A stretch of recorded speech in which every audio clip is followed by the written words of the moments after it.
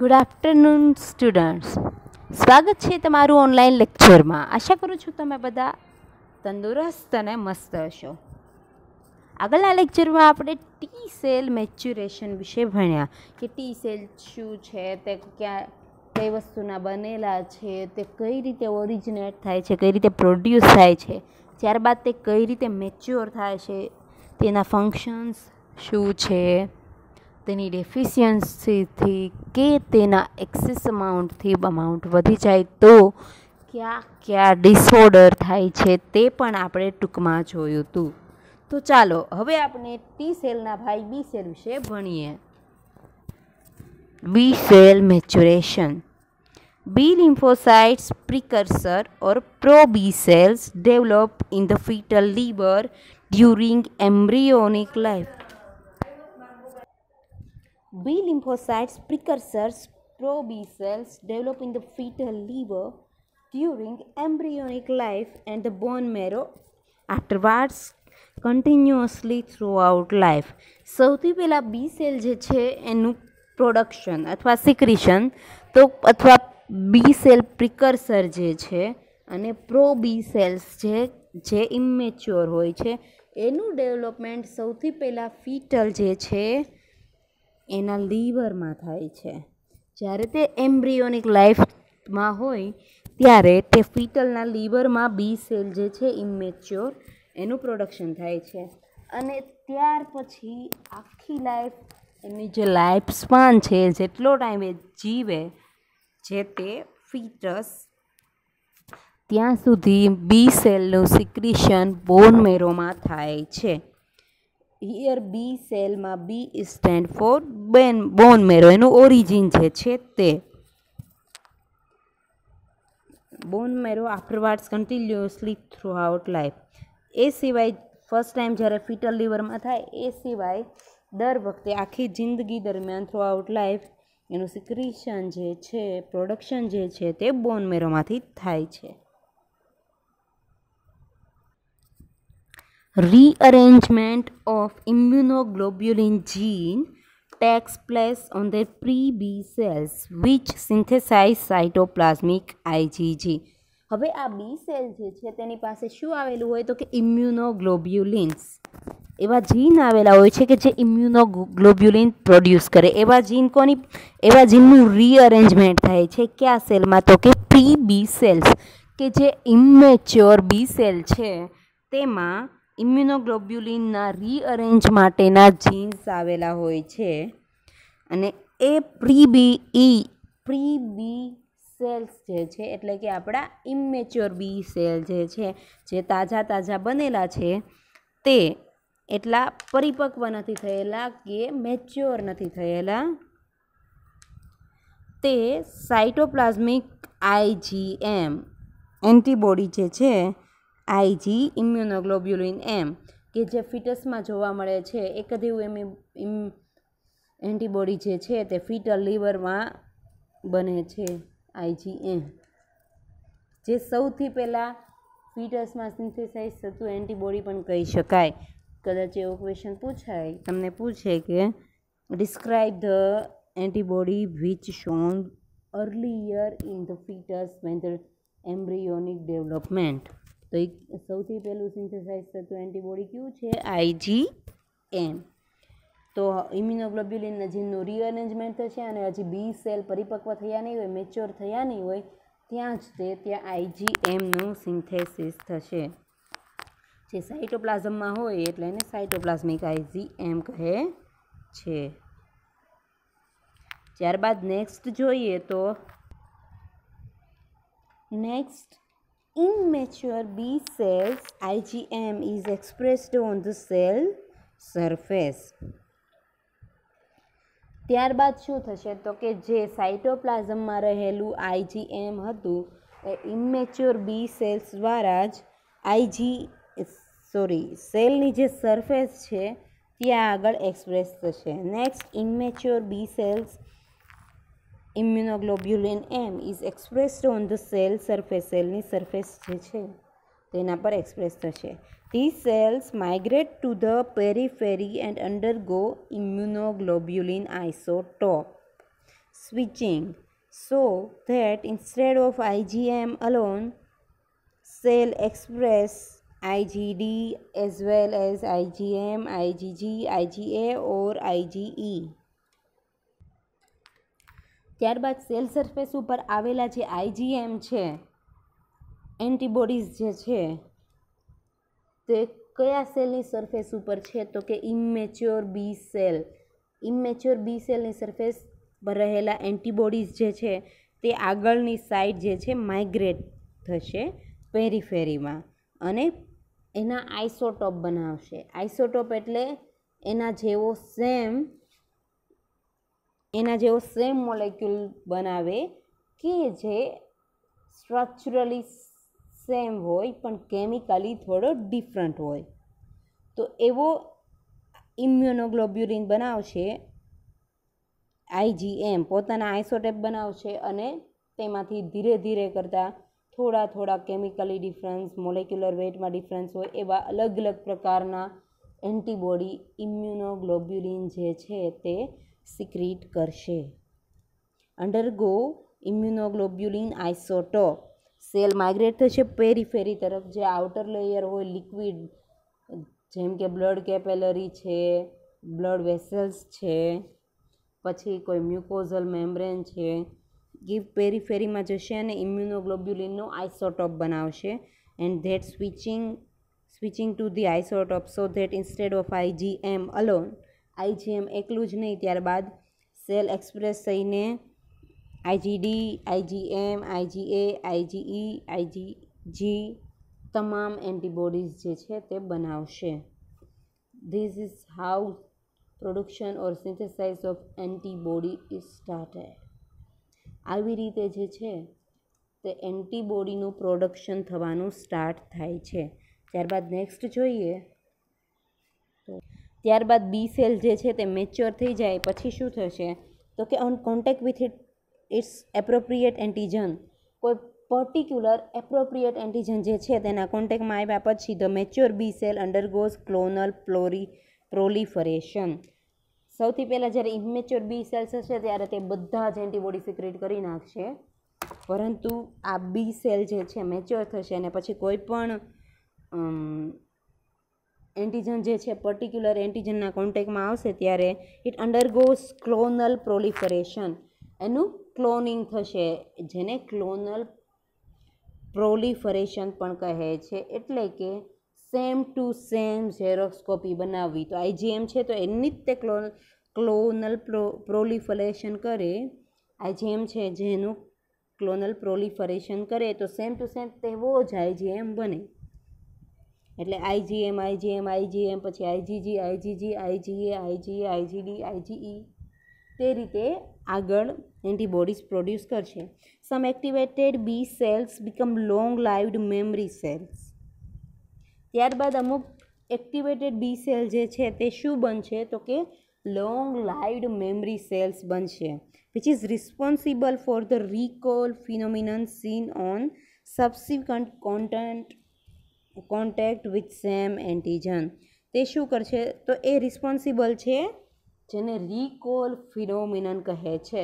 તો કે ફરીવાર જ્યારે વાયરસ કે પર્ટિક્યુલર એન્ટીજન આવે તો સેમ એન્ટીજન માટેના સેમ એન્ટીબોડી જે છે તેને સેવ કરેલા હોય છે, એનો રિસ્પોન્સ સેવ કરી રાખેલો હોય છે મેમરી સેલે, જે શું છે? રિકોલ ફિનોમિનન. સબસિક્વન્ટ કોન્ટેક્ટ વિથ, કે પછી વારંવાર એ એન્ટીજન સાથે કોન્ટેક્ટમાં આવે તો એના એન્ટીબોડી જે છે તે સ્ટોર કરીને રાખ્યા હોય બી સેલના મેમરી સેલે. The majority of activated B cell are transformed into plasma cell. B cell હોય એમાંથી પ્લાઝમા સેલ અને મેમરી સેલ બંને સેલ બને. તેમાંથી મેજોરિટી પ્રો બી સેલ છે ને એમાંથી પ્લાઝમા સેલ બને છે અને મેમરી સેલ ઓછા બને છે. એટલે મોટાભાગના સેલ જે છે તે પ્લાઝમા સેલ બને છે અને એન્ટીબોડી પ્રોડ્યુસ કરે છે. This is figure B cell clonal selection.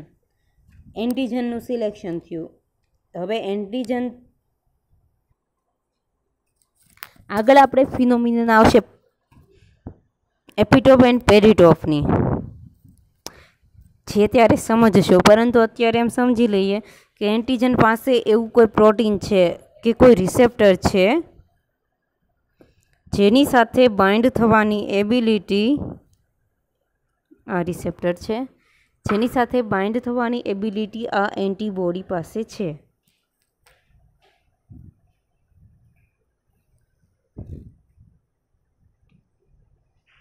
તરીકે બી સેલ્સ જે છે તેમાં રિપ્રોડક્શન મતલબ બી સેલનું પ્રોડક્શન કઈ રીતે થાય છે, ક્લોનિંગ કઈ રીતે થાય છે, પ્રોલિફરેશન કઈ રીતે થાય છે, મેચ્યુરેશન કઈ રીતે થાય છે, તો તે જોઈએ. સૌથી પહેલાં એક બી સેલ બનેલો છે તો તે વર્ક કઈ રીતે કરશે, તો કે આ એન્ટીજન છે. એન્ટીજન પાસે એવી એક સાઇટ આવેલી હોય છે કે જ્યાં એન્ટીબોડી બાઇન્ડ થઈ શકે, અથવા તો આ રિસેપ્ટર આવેલા હોય છે જેને સૌથી પહેલાં બી સેલ એનો સ્ટડી કરે અને એના પેરીટોપ વાઇઝ એપિટોપ ધરાવતો હોય એવો એન્ટીબોડી જે છે તે પ્રોડ્યુસ કરે. તો આ છે બી સેલ્સ. એક બી સેલ, બીજો B cell and n number of B cells. Example તરીકે એવી રીતે લેવામાં આવ્યું છે, તમારો જે first B cell, second B cell and n number of B cell. હવે સપોઝ કે આમાંથી 2 નંબરનો જે બી સેલ છે તે પર્ટિક્યુલર એન્ટીજન સાથે બાઇન્ડ થવા માટેનો એપિટોપ ધરાવે છે, એટલે કે એની સાથે બાઇન્ડ થવાની એબિલિટી હોય એવું એન્ટીબોડી જે છે એનું એપિટોપ ધરાવતી હોય એવું એન્ટીબોડી પ્રોડ્યુસ કરે છે. એટલે બી સેલ છે આ, એમાંથી પ્રોડ્યુસ થયેલું એન્ટીબોડી અહીંયા બહાર આવ્યું, આવડું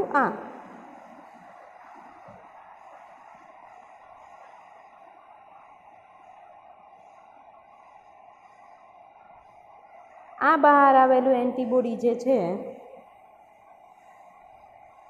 એ એન્ટીજન સાથે બાઇન્ડ થયું. ત્યારબાદ આ 2 નંબરનો બી સેલ જે છે તેનું ક્લોનિંગ થશે, તો કે આમાંથી આવા same to same 2 B cell બન્યા અને આ પાછા નવા બનેલા 2 બી સેલનું પ્રોલિફરેશન થયું અને મેચ્યુરેશન થયું. એટલે મેચ્યોર થયા અને પ્રોપર પ્રોલિફર થયા. પ્રોલિફરેશન એટલે તો કે કોઈ પણ સેલ જે છે તે પોતાના શરીરની દરેક ક્રિયા કરવા માટે એબલ થાય, એ આખી ઘટનાને પ્રોલિફરેશન કહેવાય. મતલબ તેનો વિકાસ થાય, ગ્રોથ થાય. ત્યારબાદ આ 2 નંબરનો સેલ હતા એમાંથી આવા 2 નંબરના સેલ બન્યા, એની જેવા તે સેમ ટુ સેમ. પછી એ 2 નંબરનો સેલ હતો આ પાછો બીજી વાર જે બનેલો એ ફરીથી એના 2 ડિવાઈડ થયા, અહીંથી પણ બીજા 2 ડિવાઈડ થયા. એવી રીતે આગળ આખી સાયકલ જે છે તે ચાલતી રહેશે. હવે 1માંથી 2, 2માંથી 4, 4માંથી 8, એમ જ્યારે 1માંથી રહેતા જ્યારે 8 સેલ બને ને ત્યારે એ 8માંથી 6 સેલ જે છે તે પ્લાઝમા સેલ બને અને 2 સેલ જે છે તે મેમરી સેલ્સ બને. Plasma cells and memory cells. તો પ્લાઝમા સેલ શું કરશે, તો કે એન્ટીજનને ઓળખશે, એની પેરાટોપ જે સાઇટ હશે એ બી સાઇટ ધરાવતું જ એપિટોપ બનાવશે એન્ટીબોડીની અંદર. એટલે પેરાટોપ અને એપિટોપ પાસે એવી એબિલિટી હોય કે તે બંને એકબીજા સાથે અટેચ થઈ શકે.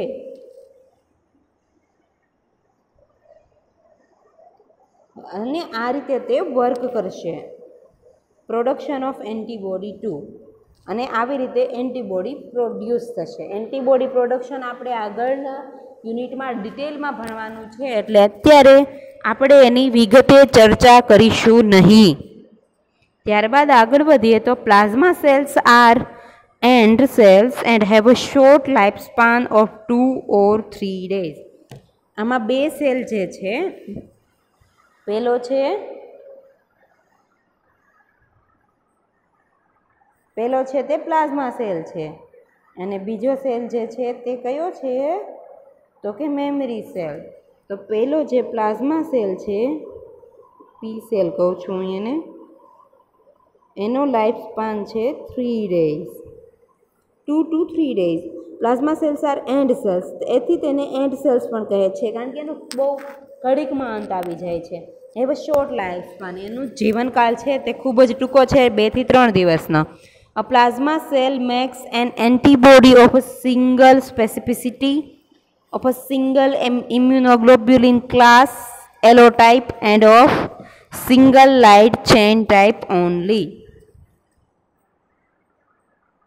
Plasma cells makes antibody. Plasma cell કેવી રીતે એન્ટીબોડી બનાવશે તો કે જેમાં સિંગલ ઇમ્યુનોગ્લોબ્યુલિન આવેલા હોય કે એવા એન્ટીબોડીને કેવા કહેવાય? એલોટાઇપ એન્ટીબોડી. અને આ જે એન્ટીબોડી છે વાય શેપનું, એમાં 2 ચેઇન આવેલી હોય છે, લાઇટ ચેઇન અને હેવી ચેઇન. તો એમાંના પ્લાઝમા સેલ દ્વારા બનેલું જે એલોટાઇપનું ક્લાસ છે એમાં શું આવશે તો કે એક જ ઇમ્યુનોગ્લોબ્યુલિન ધરાવતા હોય એવા એન્ટીબોડી અને જેનું લાઇટ ચેઇન જ ધરાવતા હોય એટલે કે જેનું મોલેક્યુલર વેઇટ પણ ઓછું હોય એવા એન્ટીબોડી આવશે. તો પ્લાઝમા સેલ શું કરે છે તો કે બહુ ખૂબ જ સ્પેસિફિક રિસ્પોન્સ માટે એ જવાબદાર છે. સ્પેસિફિક રિસ્પોન્સ આપે છે. એક પર્ટિક્યુલર ઓર્ગેનિઝમ માટે એક જ એન્ટીબોડી હોય એવો બીજો એક પણ એન્ટીબોડી ન હોય એટલું સ્પેસિફિક રિસ્પોન્સ આપે છે. અને એ એન્ટીબોડી પર્ટિક્યુલર એન્ટીજનને બ્લોક કરી દે છે. વેરિયસ રિએક્શનથી ત્યાં જ એન્ટીજન જે છે તેને સ્ટીક કરી દે છે અથવા કિલ કરી નાખે છે. તો આ રીતે એન્ટીબોડીનું કાર્ય છે. Plasma cell makes antibodies. Antibodies bind to germ. Plasma cell antibody બનાવે અને એન્ટીબોડી આ રીતે જર્મને બાઇન્ડ થઈ જાય. Antibodies work with the parts of the immune system to destroy the germ. હવે આગળ શું થાય તો કે આ એન્ટીબોડી જે છે એને આના ટુકડા ટુકડા ટુકડા ટુકડા કરી નાખ્યા અને આ જોવા મળ્યા ટુકડા ટુકડા. પછી આ બધી એન્ટીબોડી જે છે, એન્ટીબોડી વધી હોય એને મેમરી સેલ જે છે તે સ્ટોર કરે. આવી રીતની આખી પ્રોસેસ હોય છે. They secrete low affinity polyreactive IgM antibodies. Plasma cell શું કરે છે? They secrete low affinity કે જેની પાસે ઓછી એબિલિટી હોય, ઓછું એટ્રેક્શન પાવર હોય. એફિનિટી એટલે ટુ એટ્રેક્ટ થવું કે પછી એબિલિટી હોય બાઇન્ડ થવાની, એને પણ એફિનિટી કહેવાય.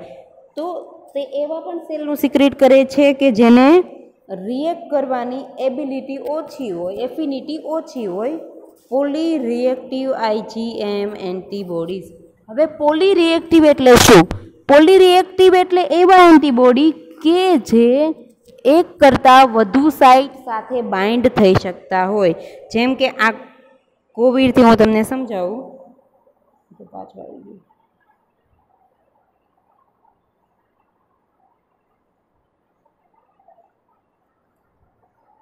આ કોરોના વાયરસ છે.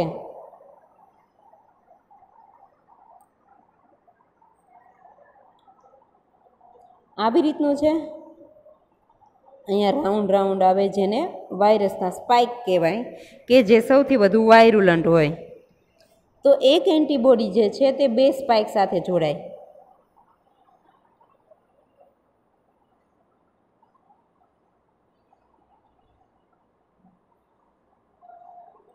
તો આને કહેવાય પોલીરિએક્ટિવ એન્ટીબોડીઝ. લો એફિનિટી પોલીરિએક્ટિવ IgM એન્ટીબોડીઝ જે છે તો many of them auto antibodies કે જેને સ્પેસિફિક ઓર્ગેનિઝમ માટે સાથે બાઇન્ડ થવા માટે કોઈ સિગ્નલની જરૂર હોતી નથી. પોતે જ તે વિધાઉટ સિગ્નલ કે સાઇટોકાઇન્સ કે એવા કોઈ પણ સિગ્નલ વગર તે પર્ટિક્યુલર એન્ટીજન સાથે બાઇન્ડ થઈ જાય છે. They are responsible for T independent. T independent એટલે શું તો કે ટી સેલ જે છે તે સાઇટોકાઇન્સ સિક્રેટ કરે ત્યારબાદ એન્ટીબોડી પ્રોડક્શન શરૂ થાય ને એન્ટીબોડી બાઇન્ડ થાય. ટી ઇન્ડિપેન્ડન્ટ એટલે એવા નેચરલ એન્ટીબોડીઝ કે જે વિધાઉટ સાઇટોકાઇન સિગ્નલ, કોઈ પણ સિગ્નલ વગર જ પર્ટિક્યુલર એન્ટીજન સાથે બાઇન્ડ થાય છે. T independent natural IgM antibacterial antibodies which appear in neonates seemingly without antigen stimulus.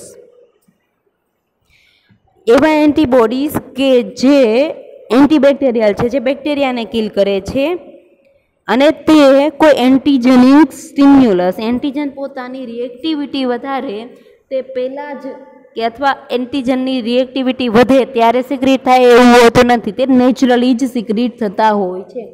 T independent હોય છે, એટલે કે ટી ઉપર ડિપેન્ડન્ટ હોતા નથી. તો આ હતું અબાઉટ બી સેલ મેચ્યુરેશન, કે હાઉ બી સેલ વર્ક્સ, તે કઈ રીતે મેચ્યોર થાય છે, કઈ રીતે એન્ટીબોડી સિક્રેશન થાય છે, તે આગળ આપણે ડીપમાં ભણીશું. કઈ રીતે પ્લાઝમા સેલ અને મેમરી સેલ વર્ક કરે છે, કયા કયા નેચરલ એન્ટીબોડીઝ છે, ટી ઇન્ડિપેન્ડન્ટ એટલે શું, ટી ડિપેન્ડન્ટ એટલે શું. ટી ડિપેન્ડન્ટ એટલે એવા એન્ટીબોડીઝ કે જે સાઇટોકાઇન્સ છે તે સિગ્નલ આપે ત્યારબાદ જ પ્રોપર વર્ક કરે, ત્યારબાદ જ પોતે જે બી સેલ છે જે એન્ટીબોડીનું પ્રોડક્શન શરૂ કરે આફ્ટર સિગ્નલિંગ ઓફ સાઇટોકાઇન્સ, એને કહેવાય ટી ડિપેન્ડન્ટ એન્ટીબોડી. અને આ કેવા છે તો કે ટી ઇન્ડિપેન્ડન્ટ એન્ટીબોડીઝ. ત્યારબાદ આપણે પ્લાઝમા સેલ અથવા કોઈ પણ સેલનું એન્ટીબોડી જે છે પ્રોડ્યુસ થયેલું તે કઈ રીતે ઓર્ગેનિઝમને કિલ કરે છે એ પણ ફિગર દ્વારા સમજ્યું. તો આપણે બી સેલ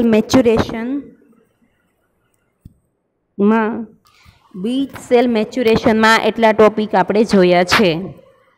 તો આજે એટલું જ રાખીશું. કાલે ફરી મળીશું એક નવા ટોપિક સાથે, નવા વિષયની ગમ્મત લઈને. ત્યાં સુધી હસતા રહો, મસ્ત રહો અને તંદુરસ્ત રહો. અને લેક્ચર ભરવાનું ભૂલશો નહીં. જય હિન્દ.